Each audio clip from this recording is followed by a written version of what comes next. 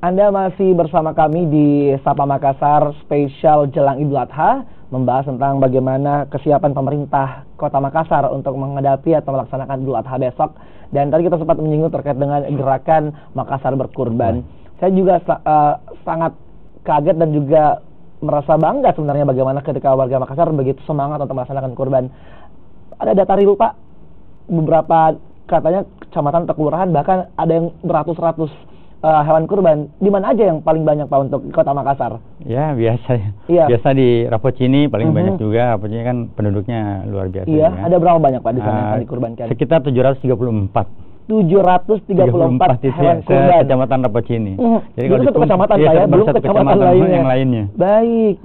Lalu disusul dengan daerah apa mungkin yang juga banyak untuk informasi? Biasa begitu? Manggala juga, Manggala saya belum dapat datanya kan, belum masuk semua. Biasa nanti sore gitu loh. Semua teman-teman di kecamatan melaporkan berapa persiapannya, di mana masjidnya, biasa dilaporkan kepada kita di bagian Kesa. Tapi secara umum memang semangat warga Makassar untuk berkurban sudah sangat luar biasa ya, Pak, ya. Iya. Terlihat dari misalnya contoh di Rapocini itu ada 734 hewan kurban yang akan dipotong dan akan disebarkan atau akan dibagikan kepada masyarakat lainnya. Nah, lalu kalau tadi juga kita menyinggung bahwa gerakan Makassar berkurban itu satu niat dari Wali Kota Makassar dan akhirnya diaplikasikan begitu.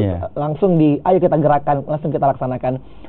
Sejauh ini sudah ada 84 sapi untuk SKPD, lalu 16 ekor kambing.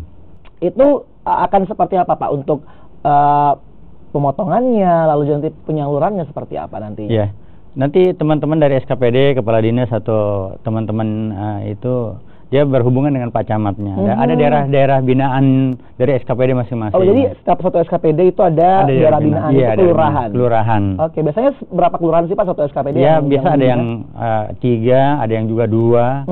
Nanti dia tinggal koordinasi dengan Pak Camatnya.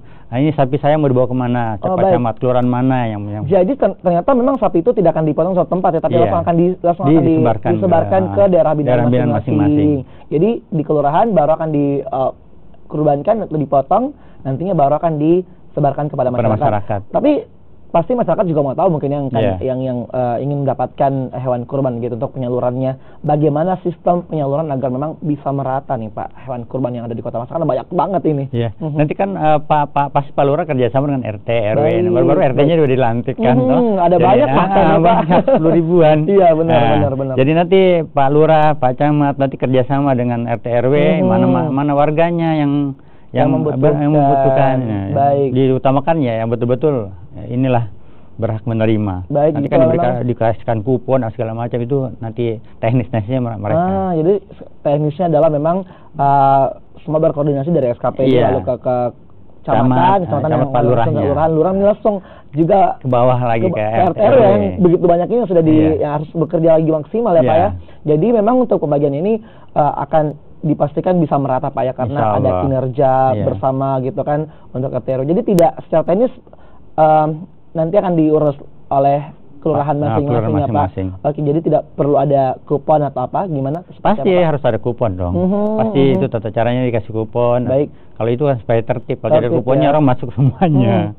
Nanti dari yang sudah dapat berulang-ulang lagi. Oke, baik. Nah, terkait dengan itu juga, selain kita fokus pada pelaksanaan Idul Adha, lalu juga bagaimana berkurban besok sudah dipastikan, insya Allah semuanya warga masyarakat Makassar bisalah terpenuhi ya untuk mendapatkan hewan kurban.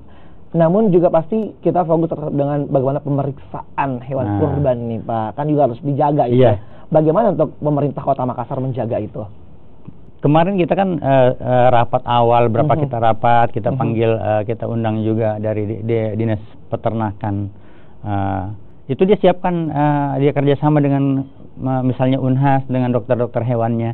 Sampai sekarang pun itu dia jalan untuk memeriksa kelayakan daripada hewan-hewan yang akan dikurbankan di Kota Makassar. Alhamdulillah laporannya sudah bagus, bisa dikonsumsi sama masyarakat, jadi aman lah.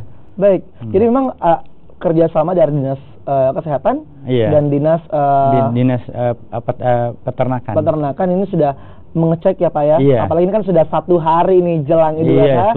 Laporannya hampir semua hewan kurban di Kota Makassar itu layak untuk dikurban, baik itu secara aturan agama dan juga untuk kesehatan ya Pak ya. Dari Dinas Peternakan juga kan menyampaikan kepada masyarakat kalau mau beli hewan kurban pasti ada surat-suratnya, ada apa keterangan kesehatannya, nggak asal yang ini apa ada yang cacat misalnya, itu sudah alhamdulillah dari Dinas Peternakan memberikan surat ini yang aman. Jadi ini juga harus jadi himbauan masyarakat ya Pak, karena hari ini biasanya masih ada juga yang baru membeli hewan kurban. Jadi untuk Anda jangan sampai lupa untuk mengecek lagi bagaimana kesehatannya, surat-suratnya itu juga dihimbau oleh pemerintah Kota Makassar ya. Karena memang harus mencari yang mana yang sesuai aturan agama dan juga bisa dikonsumsi dengan baik masyarakat. Kita akan kembali bahas Pak bagaimana terkait dengan persiapan jelang Idul Adha khususnya di ruang lingkup pemerintah Kota Makassar. Jangan kemana-mana, tetaplah di Sapa Makassar Spesial Idul Adha.